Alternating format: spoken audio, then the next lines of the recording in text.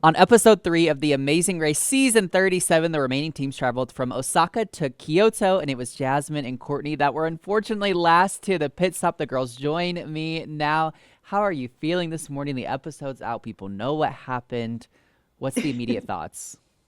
So there is a sense of relief, Okay. honestly, now that people we knew it was coming, Yeah. Yeah. and so everyone that we've shared with Mhm. and who's been watching our journey, of course, the first question they ask, did you win? Did you win? It's like watching and Right. see. We can't tell you. So Yeah. for me, there was some relief, Yeah. among other things. Yes, I Like, know. Reliving it is intense. Okay. It really yes. does like warp you back to that Oh moment. my gosh. Especially as it got towards the end of the episode. It was just like, okay, it's Right. coming. Well, it's almost like messed up therapy in a sense, right? Like you need to relive it to like I don't know. I think like kind of have peace with it, but also to relive it is also a whole other kind of traumatic experience. So it is what it is. Well, ladies, I'm curious to know how did the idea come about for you all to go on the race? Yeah. So initially, Courtney was the bigger fan of the show.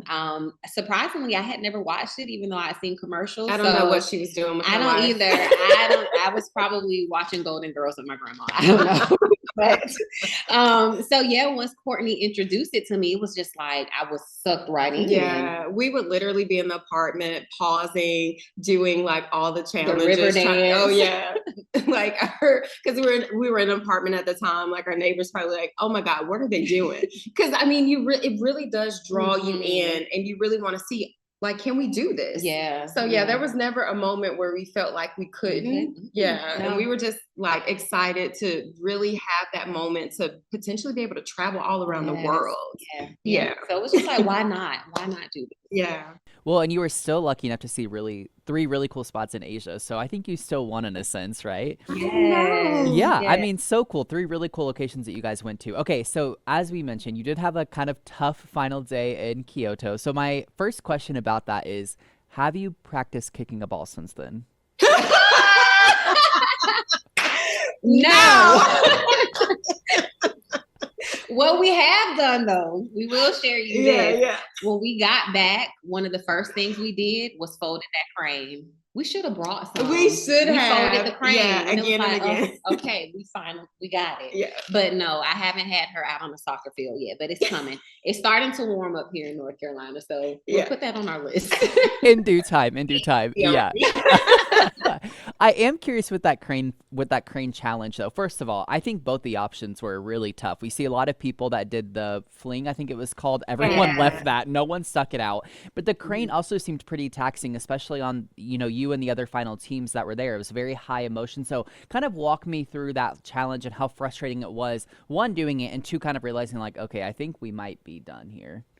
Yeah, honestly, we were excited because we do a lot of crafts. I mean, it was just, I mean, you saw it was this massive piece of paper. Huge. Had it been maybe, 3/4 of that size, we probably would have gotten it a lot quicker, but it was huge. And then all of the intense emotions of the teams, because Mick and Mike were still there, Han and Holden, then we arrived, and then Barney and Kerrigan. So the pressure was on because like the last four teams all in the room together, and it's like, okay, now it's on. And you're having to focus because you have these cute little kids, they're folding the origami for you like again and again and again and again, and you're like, oh my God, what are they doing?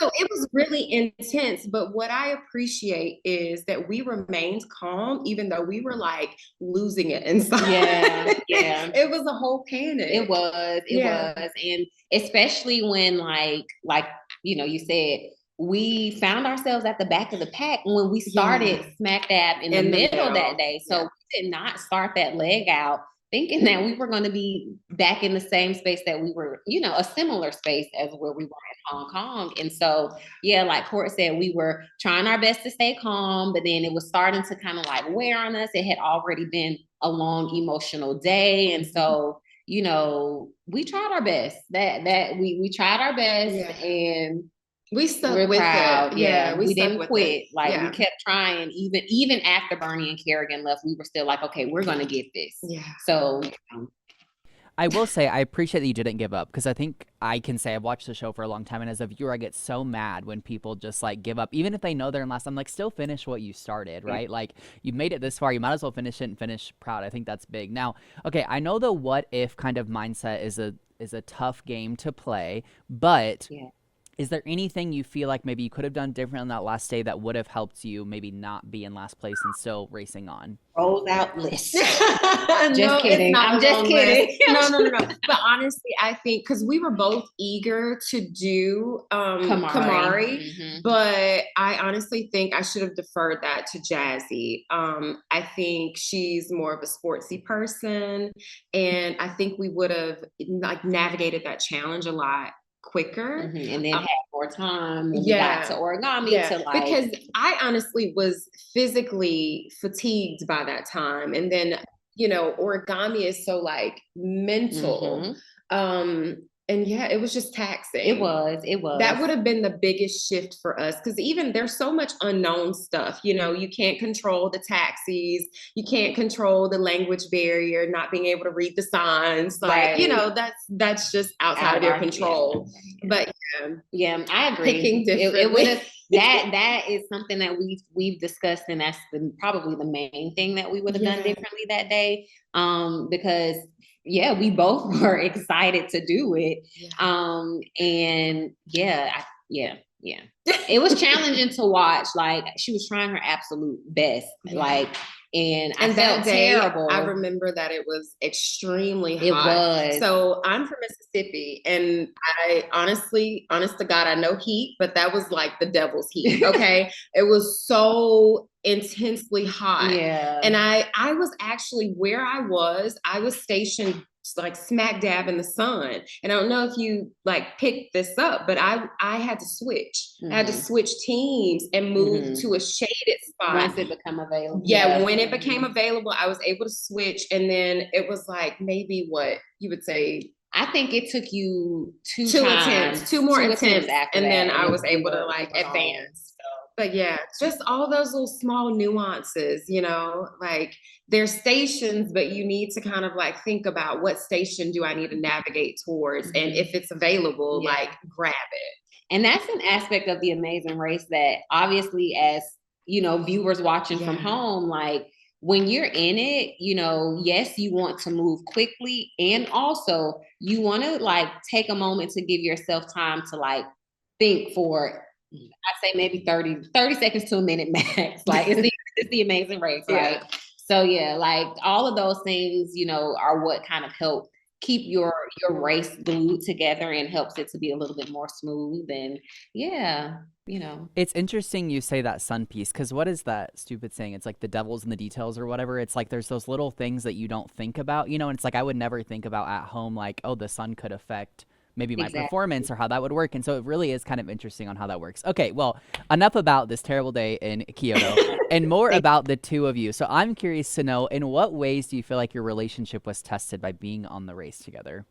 Oh my gosh. So communication, of course, because you have to talk with your partner. And I think one of the biggest things that we learned is how we both like to be communicated to. Yeah. Courtney, you can be really direct with me. I need to be super gentle with Jasmin. Yes, I'm a She's a flower. Okay. And I'm just like, and Courtney's like the fire sign. I'm the water sign. And so just finding that balance, was definitely something that, in the youth of our relationship, because we, were the youngest relationship amongst all of the teams. Yeah. That was just something that was a part of the challenge for us. Like just knowing how to communicate and also because when we're home, we're in our little small cocoon. We know how to navigate what we do well. And when you're put into the unknown, that's the true test. So I think it really did strengthen us, because now what do we have to be afraid of? Nothing. We were just on the Amazing Race. Yeah. Everyone saw us try our best and have little moments. They call all of our emotions on our face. Oh my gosh. It's just like, it's there now. So what can stop me at this or stop us at this point? Exactly. Well, and I will say one thing I really appreciated was how encouraging and supportive you all were to each other. I think something that a lot of Amazing Race viewers and fans have picked up on these last few seasons is a lot of the like romantic based couples, if you will, they tend to sometimes we see the worst sides of them on TV and everyone's like, oh my gosh, why are they together? You know, and it's just like the audience is just kind of picking your relationship apart, and seeing the way you two treated each other, I think was really nice to see, because even on that last day when it was so challenging and you'd gone through so much, you guys were so supportive of each other to the end, which is how it should be, right? So it was nice to see in that way. Okay, ladies, so we've talked a little about your relationship and that sad last day in Kyoto, but if Phil or the producers with Amazing Race ever picked up the phone, they're like, ladies, do you want to come back and compete? What would you say? Yes, we would say she yes. would be dragging me. We would say yes. Because I mean, we've done it now, and all of those jitters are out, and all of the things that we didn't know then. You know, hindsight's 2020, they say. So all of the things that we didn't know then, we know now. So yeah, we would love a second chance to get even further. Yeah. It was a short journey, but honestly, like I'm really grateful for it. Yeah. Absolutely. There was nothing that, I mean, aside from those little things like, oh, we should have did this, but the experience was what it was, because now we have like our lives ahead of us to do whatever we want to do. Nursing is taking us far. And so we're the type of people that now are thinking outside the box. We honestly were always. We were, but this has just like amped it up. Yeah. It's really like, okay, what's next? Like the way we ended, we were like, okay, on to the next adventure. And that's really what it is. On to the next adventure. Yeah. I love that. You got a little taste and now you're ready for more. I think that's I think that's good. Also, all I can picture you is Courtney, you like on the couch just like miserable, not wanting to leave, and just like pulling you off. You're like, we're going to compete. We're gonna do it. Yeah, we are doing this. You do not have an option. From my cocoon. Yeah, hey, I would be the same way, so I get it. Well, ladies, thank you so much for taking the time to speak with me. Congrats on your journey on this show, Amazing Race Wednesdays on CBS.